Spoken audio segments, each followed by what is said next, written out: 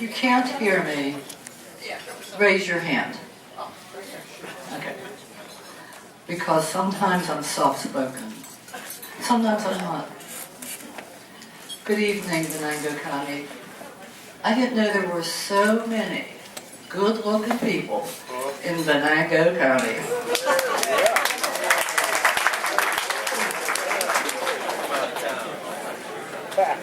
You still make a comment. I want to thank B. Turner and Martha for arranging this, but they screwed up big time. I wanted a teleprompter there, and I wanted a teleprompter there. Do you see teleprompter? What's that? I'm going to have to wing this. I'm under a lot of pressure up here because usually I speak after people have eaten. You guys can't eat until I quit talking. So I'll try to make it brief. I do want to tell you I think God's been with me on this journey of the book. And I think God was with me when I traveled with B last weekend to the Pennsylvania Leadership Conference. The conference was great, but God planted neon signs all along the turnpike that said, "We're all in this together." Has anybody else seen those signs? I don't know who put them up. Nobody's taking credit, but I'm here to tell you, we are all in this together. President Lincoln was a great president. He governed over a divided nation. I wish he was here now, because we have a divided nation, but no great president. Okay, Agenda 21. Lots of people haven't heard of it, some of you may. It's because the words Agenda 21 are not used. The words you hear are very nice words, very benign words. Green energy, sustainability, all of that. And I'll talk more about it later, but first I'll talk about the book. Can you hear me? Okay. Here it is. Agenda 21, Glenn Beck with Harriet Parke. When I was working and raising children, I was a political catatonic. I didn't care, I was busy. Once I retired, I had time to pay attention, to read, to listen, to observe, and I was aware of the turmoil, political turmoil. And I heard Glenn Beck talk about Agenda 21, and he always says, "Don't take my word for it, look it up for yourself." So I started to do some reading. I wasn't very deep into it. And about the same time, I saw a little blurb in a newspaper that if you strap this device on your leg and walk, you'll get enough energy to power your cell phone. So my imagination took over. Coal mines were overregulated. Power plants were shutting down. We can't drill for oil. We can't this, we can't that. Gasoline's expensive. I thought, well, why don't we channel the energy from treadmills? Let's not call them treadmills. Let's call them energy boards. And let's mandate that the citizens have to walk on them. And in return, the government will take care of the citizens and provide all their needs. Wouldn't that be perfect? A government that takes care of you and you just walk on a board? So I don't want to give away the storyline, but that's how the book started. I wrote what I thought was a short story. Are there any writers here? Writing's a tough, lonely business. I took my short story to the Mad Women in the Attic. It's a group at Carlo that I belong to. And the women said, "It's not a short story. It's the beginning of a novel." I said, "I can't write a novel." And they said, "Yes, you can." And I said, "No, I can't." "Yes, you can."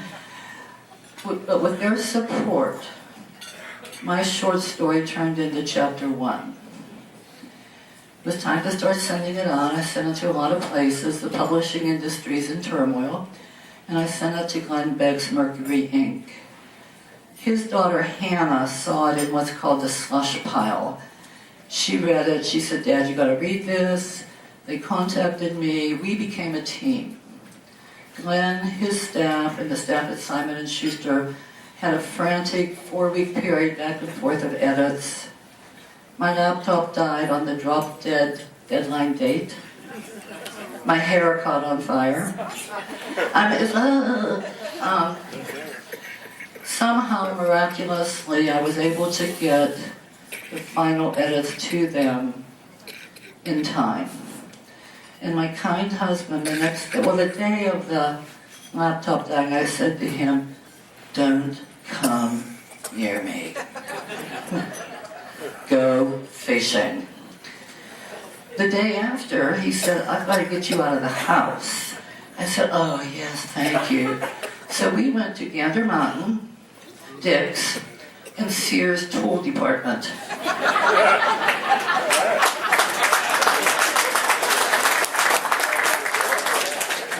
He's back there at table 11 somewhere. I don't want him up here.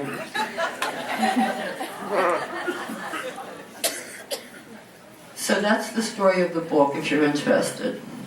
But now I want to talk about Agenda 21. I've kind of lost track of where I am in my notes. While I was researching Agenda 21, I read somewhere that it would change all aspects of the way we live. All aspects of the way we live. On every square inch of the planet. Whoa, that's heavy.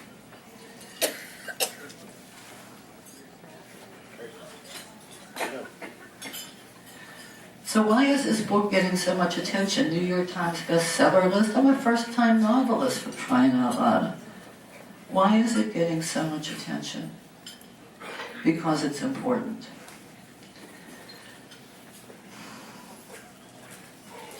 I'm going to do a Nancy Pelosi. I got to tighten my skin.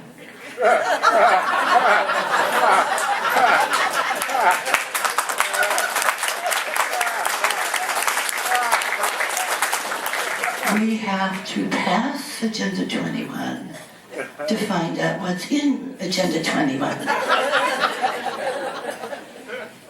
No, Nancy. We have to know what's in it, and then we will not accept it. From the Patriot Update, written by a man named Harriet Parke, he said Agenda 21 is designed to control every aspect of human life on every square inch of the planet as a biblical worldview dims. In the world, man falls to the bottom of the food chain. You guys hungry? You want me to quit? We want you. We'd rather you speak. In my humble opinion, Agenda 21 flips the biblical creation theory, where God has created the earth, all that stuff in between, man on top with dominion. Just flip it over. The earth has dominion, and man causes all the problems.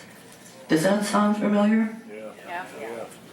It's your fault if you drive an SUV. I'm going to have to ask you to leave. I have found startling similarities between Agenda 21 and communism. W. Cleon Skousen's book, The Naked Communist, lists the goals of the Communist Party USA. Goal number 11, promote the UN as the only hope for mankind. Anybody here buying that one? No. Goal number 29, discredit the American Constitution. Adherence to Agenda 21 would violate almost all of our liberties, including our ability to own property. Communism is the antithesis of American freedom, and so is Agenda 21. It's not just happening here. This is the new world order. In Brazil, early this year, thousands of poor Brazilians were evicted from their farmlands and they're living in refugee camps. They were evicted by Brazilian military and people wearing UN logos. That land, the Brazilian government decided, had to go back to the indigenous people. Indigenous people were a big deal in Agenda 21. So 7,500 people were evicted, and this land was returned to indigenous people who, by the way, had never lived on it. People forced off their land, made homeless by a